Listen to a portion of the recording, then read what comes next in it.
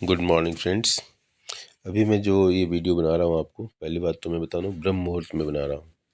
ब्रह्म मुहूर्त में बनाने का कोई विशेष पर्पस तो नहीं है, लेकिन ब्रह्म मुहूर्त की इम्पोर्टेंस को आप समझें, इसलिए मैं ब्रह्म मुहूर्त में बना रहा हूँ। वैदिक टेक्स्ट में, जो वैदिक टेक्स्ट जो हमारे विद्वान लोगों के द्वारा लिखा गया, तो वैदिक टेक्स्ट में ब्रह्म मुहूर्त का काफ़ी महत्व है और व्यक्ति के चारित्रिक, मानसिक, जो स्पिरिचुअल जिसको कहते हैं, दैवीय शक्तियों का वास होता है। अब दैवीय शक्तियाँ मतलब अच्छी शक्तियाँ, दैवीय शक्तियाँ मतलब पॉजिटिव थॉट्स, दैवीय शक्ति मतलब समाज के भलाई के लिए जो थॉट्स होते हैं, जो विचार होते हैं, उसी को हम दैवीय शक्ति मानते हैं। तो ब्रह्म मुहूर्त में मेरा ये वीडियो है, जिसमें हम रेवेन्यू का जो लेसन था उससे हम आगे बढ़कर हम बात करेंगे। और रेवेन्यू के लेसन में आपने रेवेन्यू के डेफिनेशन को देखा कि रेवेन्यू क्या होता है, प्राइस इनटू क्वांटिटी से जो इनकम मिलती है, जो आमदनी होती है वस्तुओं को बेचने से मार्केट में, उसी को हमने रेवेन्यू कहा। रेवेन्यू के प्रकार को हमने देखा, जिसमें हमने टोटल रेवेन्यू, एवरेज रेवेन्यू और मार्जिनल रेवेन्यू की बात की। इसके बाद रेवेन्यू का जो टेबुलर प्रेजेंटेशन और जो ग्राफिकल प्रेजेंटेशन था उसको देखा। रेवेन्यू कर्व के का नेचर क्या है उसको भी देखा। दो तरह के मार्केट में, एक परफेक्ट कंपटीशन मार्केट, एक इम्परफेक्ट कंपटीशन मार्केट।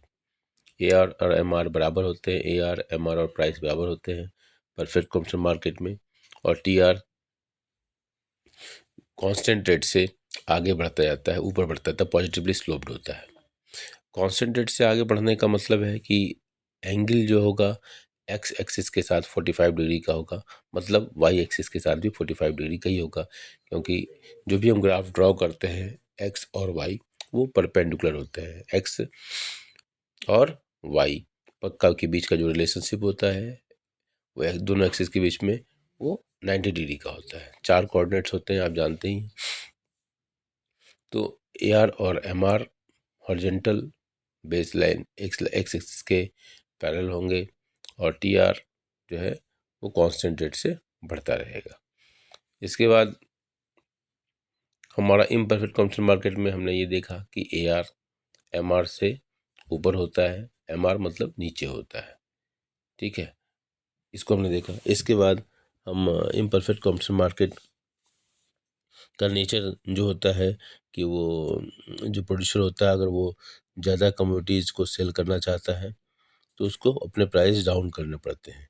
दोनों कर्व की, AR और AR कर्व की जो का जो नेचर होता है वो अलग अलग मार्केट में अलग अलग तरीके का होता है। परफेक्ट मार्केट में आपने देखा कि एक्स एक्सिस के पैरेलल होता है।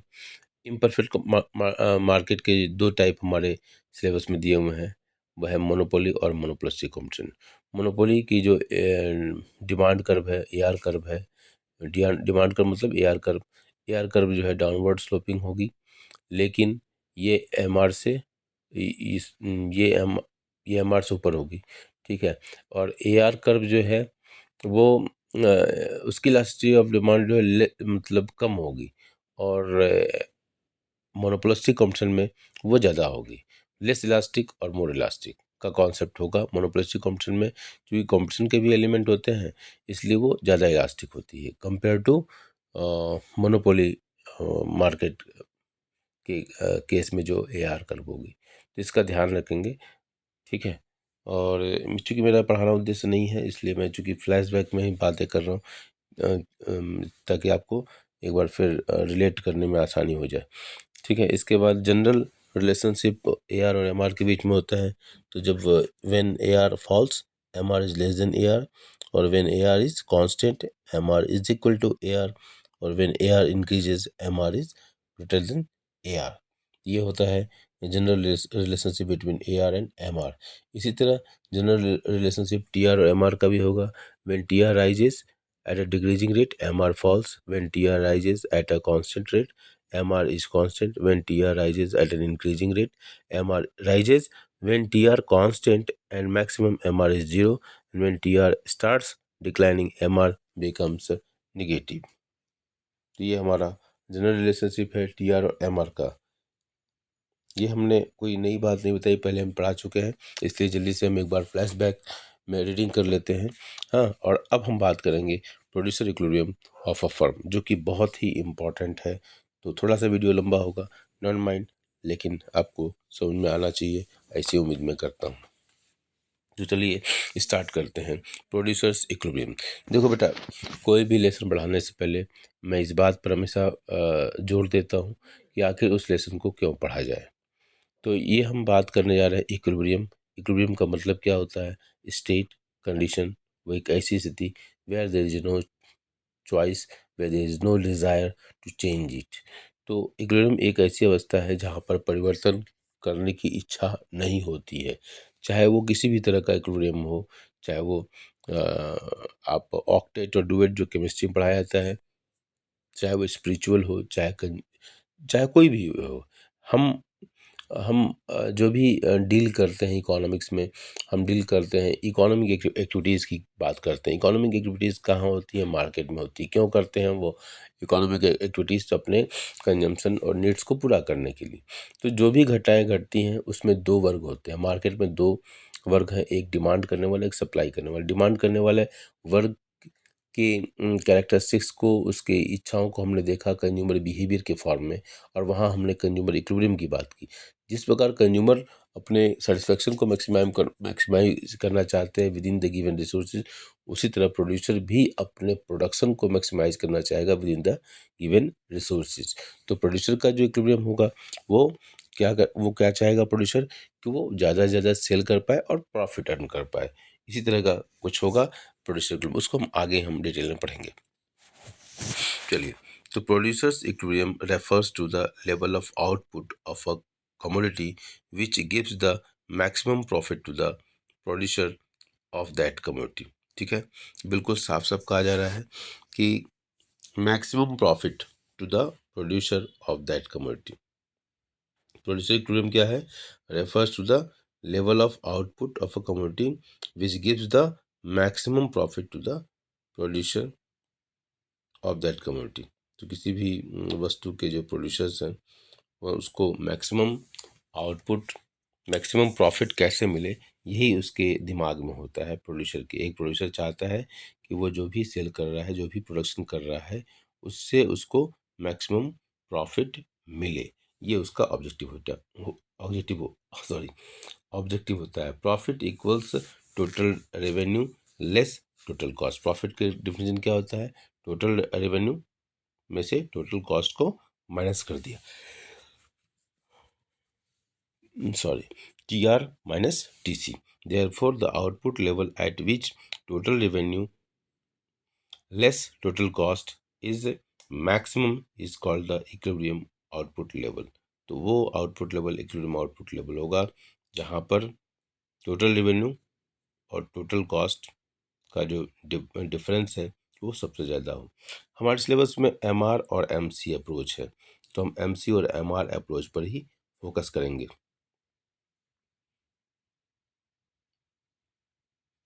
चलिए, तो स्टार्ट करते हैं MC और MR approach. MC MR approach। MC is equal to MR, marginal cost is equal to marginal revenue। The two conditions of producer equilibrium under MC is equal to MR approach are। तो producer equilibrium हमारा है objective. जैसे आपने consumer equilibrium में देखा कि consumer equilibrium में हमने बताया, बात किया, डिस्कस किया कि वहाँ कंज्यूमर इक्विलिब्रियम को इस्टेब्लिश करने के दो अप्रोच है, कार्डिनल अप्रोच और ऑर्डिनल अप्रोच। तो दोनों में अलग अलग कंडीशंस होते थे। उसी तरह यहाँ पर प्रोड्यूसर इक्विलिब्रियम के लिए हमारे पास MC और MR अप्रोच हमारे सिलेबस का हिस्सा है। तो MC और MR अप्रोच का जो कंडीशंस है, कंडीशन नंबर 1 जो आपके स्क्रीन पर दिखाई दे रहा है, marginal cost must be equal to marginal revenue. मतलब MC को MR के बराबर होता है। अब तक आपने कॉस्ट वाले लेसन में MC देख चुके हैं क्या होता है, उस कर्व का नेचर क्या होता है, और MR अभी अभी आपने देखा कि MR का नेचर क्या होता है। दूसरा कंडीशन क्या है कि MC is greater than MR after MC is equal to MR output level. तो MC और MR का जो आउटपुट लेवल होगा उसके बाद MC curve marginal cost curve, MR curve marginal revenue curve से ज़्यादा होगी। तो दो कंडीशंस है। पहला कंडीशन क्या है, MC प्रोड्यूसर इक्विलिब्रियम के लिए MC को MR के बराबर होना होगा, MC is equal to MR। दूसरा कंडीशन क्या है कि जहाँ MC और MR बराबर होते हैं उसके बाद, उस पॉइंट के बाद, उस आउटपुट के बाद MC को MR से ज़्यादा होना होगा, मतलब MC is greater than MR after MC is equal to MR output level. ठीक है, अब इसके एक्सप्लेनेशन पॉइंट ऑफ व्यू को, पॉइंट्स को हम ध्यान देते हैं। तो MC is equal to MR when one more unit of output is produced and sold, MR is the benefit in terms of the revenue earned on the last unit and MC is the firm's cost incurred on it। इसको थोड़ा सा हम री emphasise करेंगे। MC is equal to MR, ठीक है।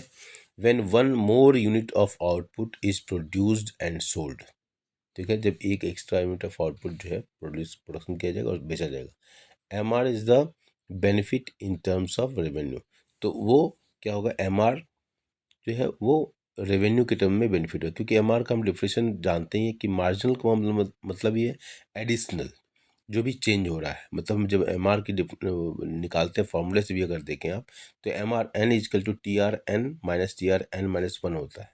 तो उसी से ये उठाया हुआ पॉइंट है। When one more unit of output is produced and sold, ठीक है, उसको बेचा गया तो रेवेन्यू होगा, ठीक है, टोटल रेवेन्यू हो गया। MR is the benefit in terms of revenue earned on the last unit and MC is the firms cost incurred.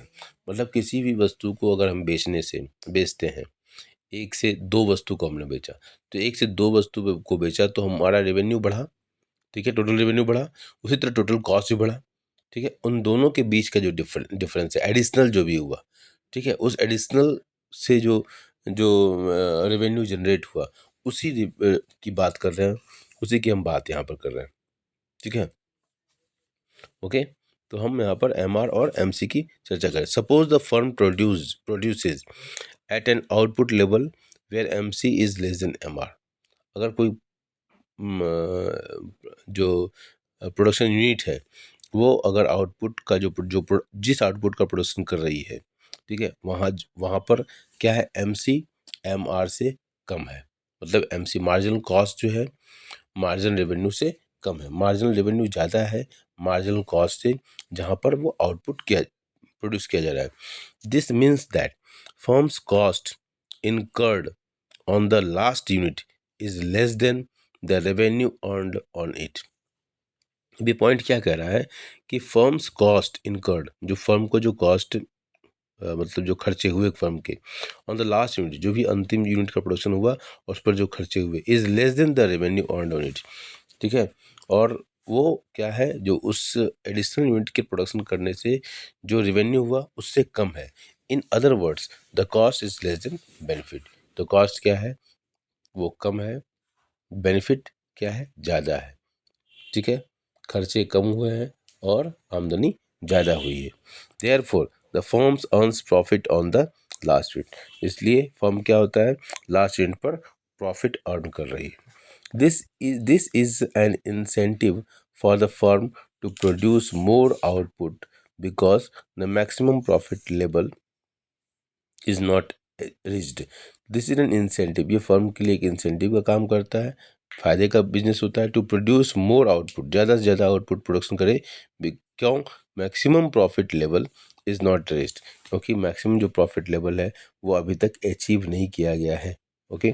The equilibrium is not achieved, ये इक्विलिब्रियम अभी तक नहीं प्राप्त हुआ है, because it is possible to add to the profit by producing more unit.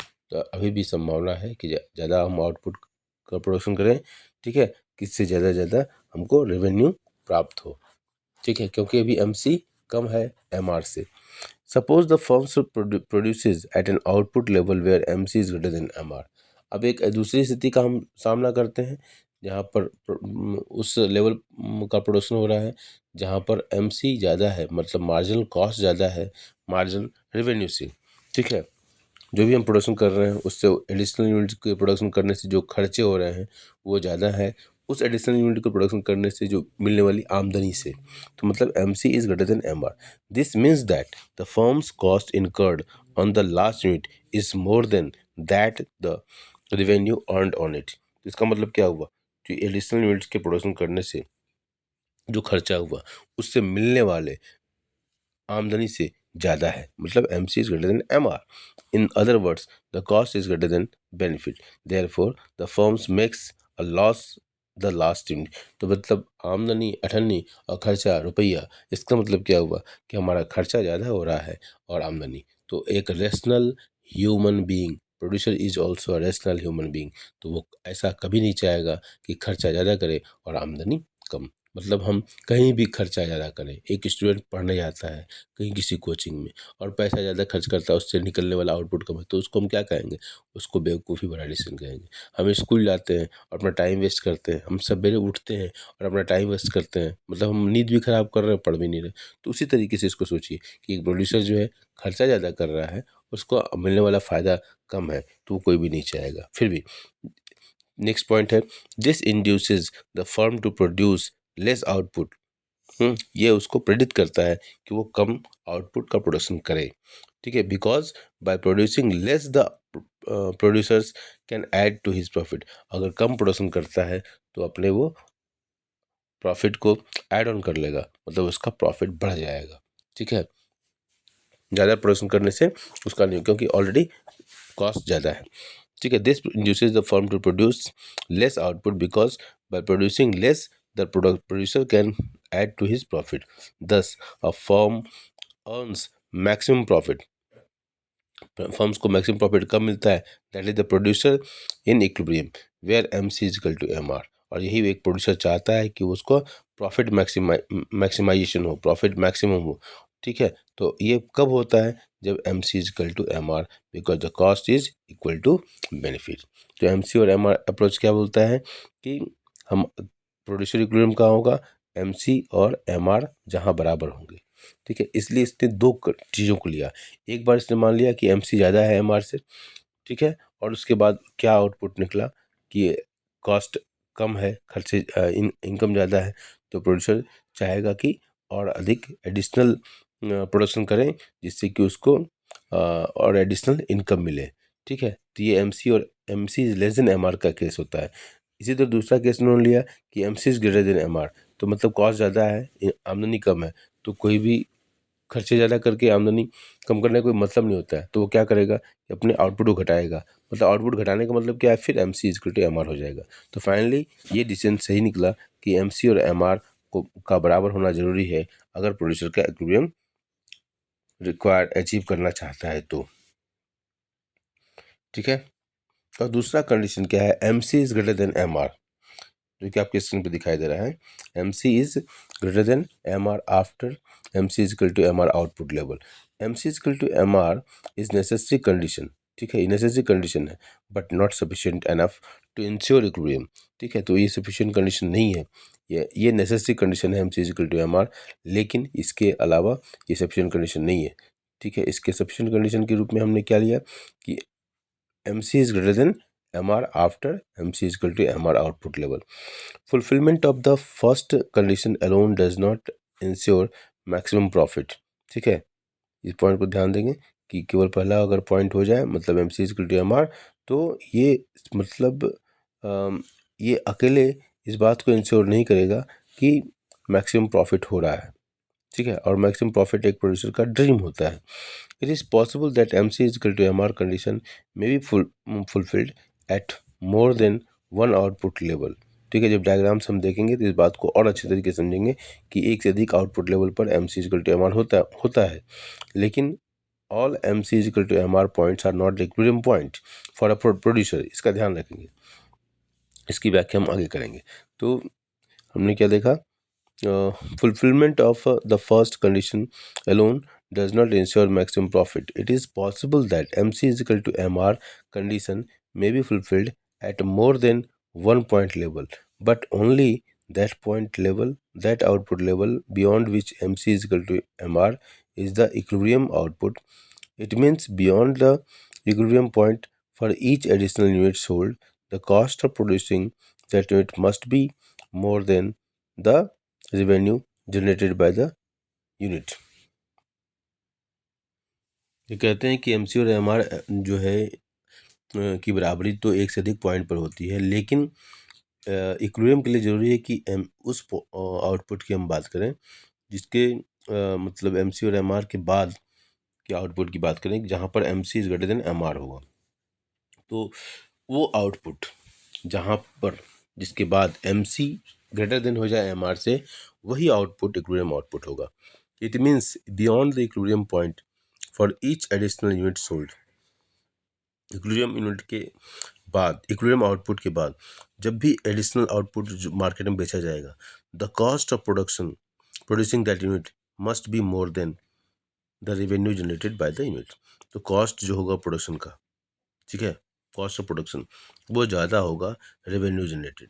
दस, since M C is greater than M R, since M C is greater than M R, producing beyond M C is equal to M R, output will reduce profits. ठीक है, जब M C M R से ज़्यादा होगा, producing beyond M C is equal to M R, ठीक है, M C और M R के एम सी और एम आर जहाँ बराबर होंगे, उसके बाद जो भी आउटपुट का अगर प्रोडक्शन होता है तो वो उसके बाद का जो कंडीशन होगा वो एम सी और एम आर कंडीशन होगी। मतलब एम सी और एम आर दो जगह बराबर होंगे। अब डायग्राम से हम जब देखेंगे तो और क्लियरिटी आएगी। उसको हम ज़रा देखते हैं, डायग्राम से आपको दिखाते हैं। देखिए, आपको डायग्राम से मैं दिखाने का प्रयास करता हूँ। देखिए, हम इस तरह की बात कुछ कर रहे हैं। एम सी हम जानते हैं कि ये जो है ये कर्व ऐसे होगी। परफेक्ट कॉम्पिटिशन मार्केट में हमारा A R is equal to M R is equal to price होता है। ये पहले हम देख चुके हैं। परफेक्ट कॉम्पिटिशन मार्केट में ये स्थिति ऐसी होती है, ठीक है, ओके, इसमें किसी को डाउट नहीं। और एम सी कर्व का भी हम नेचर जानते हैं कि जो कॉस्ट कर्व होती है वो ऐसे होती है। तो कॉस्ट कर्व, तो यहाँ पर एम सी और एम आर, ये एम सी कर्व है, ये कौन सी कर्व है, एम सी कर्व है। यहाँ पर एक जगह तो यहाँ पॉइंट हुआ, बराबर हुआ एम सी और एम आर। दूसरा पॉइंट ये है एम सी और एम आर। ये कह रहा है कि एम सी और एम आर इक्विलिब्रियम की शर्त है, M C is equal to M R, लेकिन ये नेसेसरी कंडीशन है एम सी और एम आर, क्योंकि एम सी और एम आर तो इस पॉइंट पर भी आउटपुट लेवल अगर हम बोले तो ओ क्यू इस पॉइंट पर भी बराबर हो रहा है, यहाँ पर M C is equal to M R. दूसरा ओ क्यू वन कर देते हैं तो यहाँ भी हमारा देख रहे हैं M C is equal to M R. तो कह रहे हैं कि पॉइंट नंबर ए और पॉइंट नंबर बी, ए तो ठीक है कि M C equal to M R होगा, बी भी M C equal to M R है, लेकिन M C equal to M R एक नेसेसरी कंडीशन है, सफिशिएंट कंडीशन नहीं है। सफिशिएंट कंडीशन की बात की बात जो होती है उसमें ये कहा जा रहा है कि वो आउटपुट इक्विलिब्रियम आउटपुट होगा जहाँ पर M C is greater than M R after the output, equilibrium output. तो हम क्या देखते हैं, ओ क्यू आउटपुट के बाद एम सी कम होता है इस एरिया में। देखिए, अगर हम देखें यहाँ पर तो यहाँ पर एम सी जो है इतना है, ठीक है, और एम आर कितना है, ये इतना है। तो एम सी कम होता है, ठीक है, लेकिन इस ओ क्यू वन के बाद देखें तो एम सी ज़्यादा हो रहा है। यहाँ पर देखिए, इस पॉइंट पर देखें, अगर हम जो भी हमने ड्रॉ किया तो इस पॉइंट पर देखिए तो हमारा एम सी ज़्यादा है, एम सी ज़्यादा है और एम आर कम है। देखिए, एम आर कितना है, इतना ही है मात्र, और एम सी कितना है, एम सी ज़्यादा है। अगर हम एम सी की बात करें, देखिए तो एम सी ये है, एम सी इतना है और एम आर अभी हमने ड्रॉ किया, दूसरा कर दोबारा कर दे रहे हैं, एम आर इतना है। तो M C is greater than M R, ये M C is greater than, तो ये इक्विलिब्रियम आउटपुट, मतलब output O Q one is equilibrium output and after that M C is greater than M R. तो ये मतलब necessary condition और sufficient condition. Necessary condition क्या है, प्रोड्यूसर इक्विलिब्रियम की, M C is equal to M R, और sufficient condition क्या है, M C is greater than M R after equilibrium output. तो इस बात को हमको समझिए, उसी पॉइंट को यहाँ बताया गया है, ओके।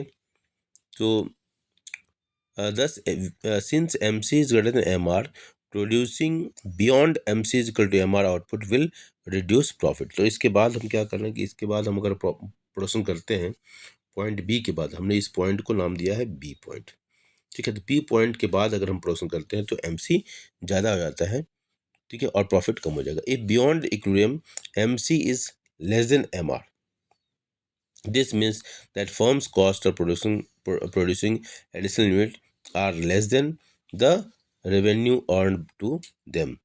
Okay, और इसके बाद if beyond equilibrium MC is less than MR, ठीक है। और बाकी जो दूसरे जो पॉइंट हैं, जो पहले पॉइंट की बात की बियॉन्ड, वहाँ पर MC कम है, वो धीरे धीरे MC घटती जा रही है। देखिए ये घटती जा रही है ना, तो MC इन सारे पॉइंट पर MC कम है।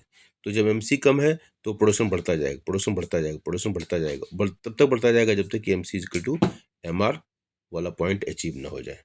ओके, लेकिन इसके बाद का जो पॉइंट है, इस एरिया में जो पॉइंट प्रोडक्शन हो रहा है, तो यहाँ पर MC ज़्यादा हो जा रही है, MC इधर ज़्यादा हो जा रही है, ठीक है। I hope it is clear. Thus the probability to earn more profit increases, ठीक है। This will be an incentive for the firm to produce more quantity of output to increase profit. तो इस पूरे एरिया में, यहाँ से यहाँ तक हम पूरे एरिया में देखें, हम इस पूरे एरिया में, जो ये पूरा एरिया है, इस पूरे एरिया में प्रोडक्शन बढ़ाता रहेगा, प्रोडक्शन बढ़ाता रहेगा, OQ से OQ, ये पूरा ये एरिया बढ़ते बढ़ते प्रोडक्शन ये यहाँ तक आएगा। ओके, ठीक है, क्योंकि इस एरिया में प्रोडक्शन बढ़ाने में उसको फायदा है, क्योंकि कॉस्ट कम है।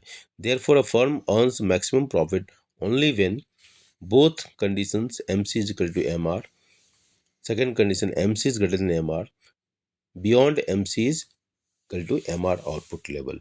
तो इसको ध्यान रखना है कि हमारे पास दो कंडीशंस है। पहला conditions, marginal cost must be equal to marginal revenue, that is MC is equal to MR।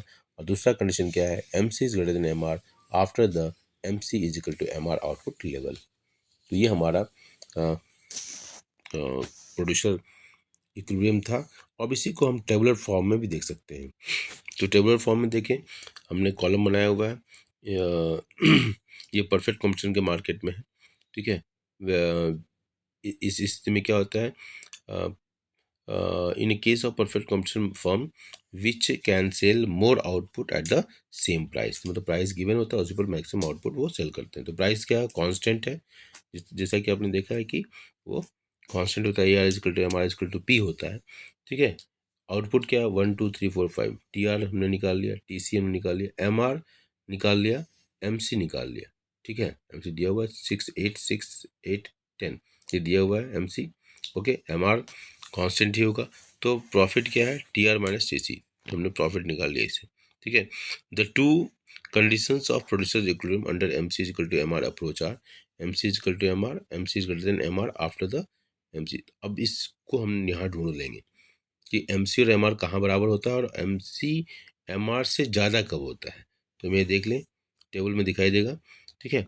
Note that in table 3.15 MC is equal to MR condition is satisfied both at the output level 2 units। जो दूसरा unit पर जो है MC is equal to MR होता है, जहाँ दोनों 8 8 हैं, ठीक है। और ये फोर्थ पॉइंट पर भी होता है, 8 8 होते हैं। लेकिन सवाल है कौन सा होगा, ठीक है, जिसको हमने अभी व्याख्या किया कि उसके बाद MC को ज़्यादा होना होगा, ठीक है। But the second condition MC is greater than MR after the MC is equal to MR output level is satisfied only at 4 units of output, therefore equilibrium output level is 4 unit, not the second unit.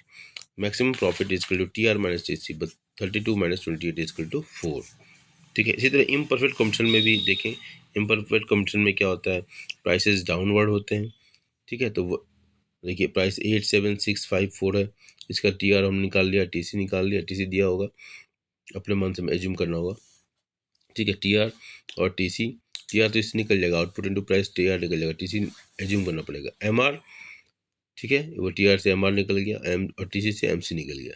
तो हम profit क्या हुआ, TR minus TC 3665, ये अपना आया calculate करने के बाद, ठीक है।